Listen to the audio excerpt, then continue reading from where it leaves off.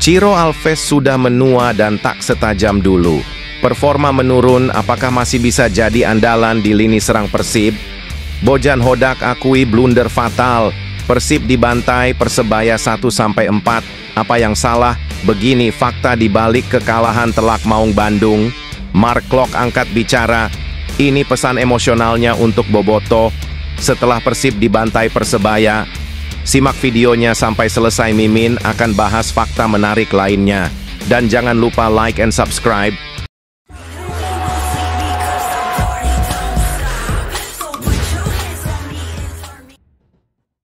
Bobotoh harus akui, Ciro Alves sudah menua, tidak bisa terus menggendong Persib.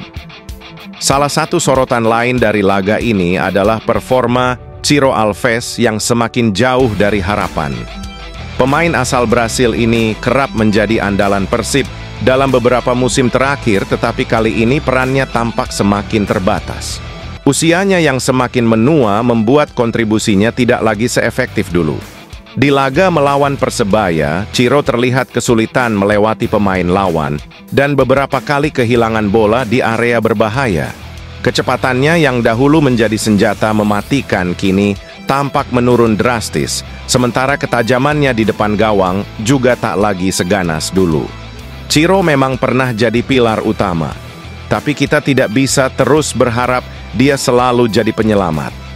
Saatnya manajemen mencari opsi lain dan regenerasi di lini serang, statistik pun berbicara. Dalam beberapa laga terakhir, Ciro Alves semakin jarang mencetak gol atau memberikan assist. Ia kerap tertinggal dalam duel fisik, kalah sprint dari pemain bertahan lawan, dan tidak lagi bisa mendikte permainan seperti sebelumnya. Kini, manajemen Persib harus berpikir realistis. Ketergantungan pada satu pemain bukan solusi jangka panjang. Regenerasi harus dilakukan, mencari pemain baru yang lebih segar dan lebih siap membawa Maung Bandung kembali ke jalur kemenangan. Jika tidak, musim ini bisa menjadi musim yang mengecewakan bagi Bobotoh yang terus berharap kejayaan tim kebanggaannya. Bojan Hodak akui blunder fatal Persib dibantai Persebaya 1-4.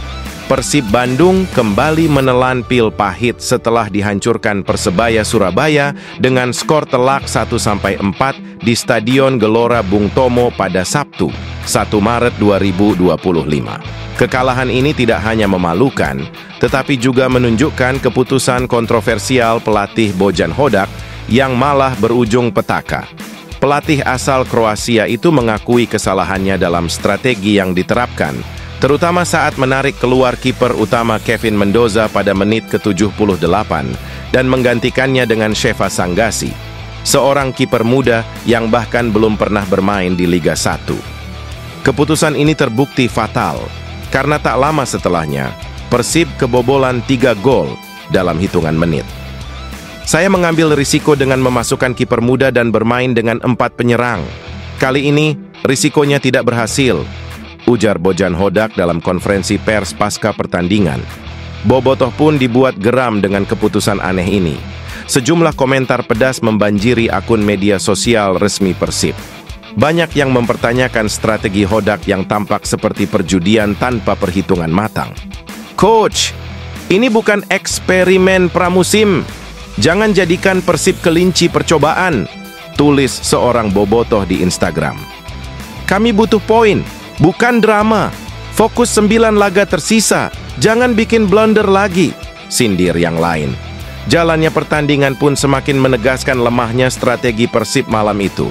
Sempat bermain imbang tanpa gol di babak pertama, petaka dimulai di menit ke-60, satu ketika Mark Klok mencetak gol bunuh diri yang membuka keunggulan Persebaya. Setelahnya, lini belakang Persib berantakan dan Persebaya dengan mudah menambah 3 gol lewat Rizky Dwi Pangestu, Bruno Moreira, dan Francisco Rivera. Persib hanya mampu mencetak 1 gol hiburan melalui tendangan voli Ryan Kurnia di menit akhir, tapi itu tak cukup menyelamatkan wajah tim Maung Bandung yang malam itu tampil memalukan. Kini, tekanan semakin besar bagi Bojan Hodak. Dengan sisa 9 laga di Liga 1 musim ini, evaluasi mutlak harus dilakukan. Jika tidak, bukan tidak mungkin harapan Bobotoh untuk melihat Persib berbicara banyak musim ini hanya tinggal angan-angan belaka. Strategi jitu pelatih Persebaya bikin Persib tak berkutik. Di sisi lain, kemenangan telak. Persebaya Surabaya atas Persib Bandung tidak lepas dari taktik cerdik yang diterapkan pelatih Paul Munster. Sejak awal pertandingan, Persebaya tampil disiplin dengan strategi pressing tinggi dan serangan balik cepat yang membuat Persib kelimpungan. Kunci kemenangan Persebaya terletak pada agresivitas lini tengah dan efektivitas penyelesaian akhir. Gelandang Persebaya Francisco Rivera tampil luar biasa dengan visi permainan yang tajam, sementara Bruno Moreira dan Rizky Dwi Pangestu memanfaatkan celah di lini pertahanan Persib yang berantakan. Sejak awal kami menekan mereka di area tengah dan memanfaatkan ruang kosong di belakang.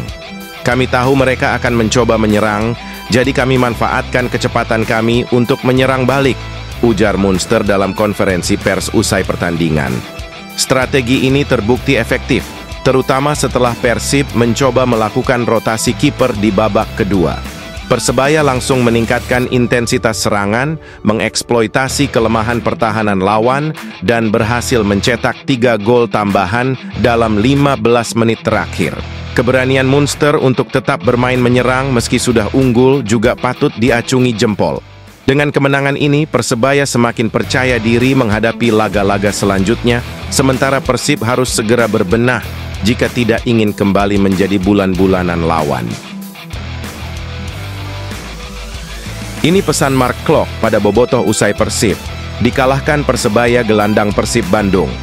Mark Klok berpesan pada para bobotoh agar mereka tetap mendukung Maung Bandung usai kalah dari Persebaya Surabaya. Kekalahan lawan Persebaya Surabaya tersebut menjadi kekalahan perdana laga tandang bagi Mark Klok dan kawan-kawan. Klok lantas berharap hasil negatif tersebut tak melunturkan semangat bobotoh untuk terus mendukung Persib.